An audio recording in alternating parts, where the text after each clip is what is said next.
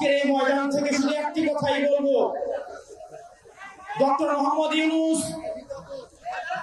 আপনি এই আহত এবং শহীদদের রক্তের উপরে দাঁড়িয়ে আমরা আপনাকে ক্ষমতায় বসিয়েছি।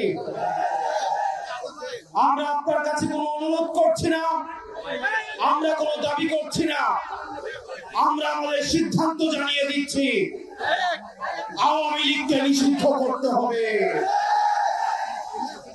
যদি কিন্তু কোনো অথবা নেই, আওয়ামী লীগকে অনতিবিলম্বে নিষিদ্ধ করতে হবে।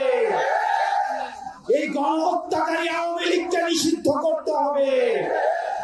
ইনকিলাব জিন্দাবাদ, মুজিববাদ মুর্দাবাদ।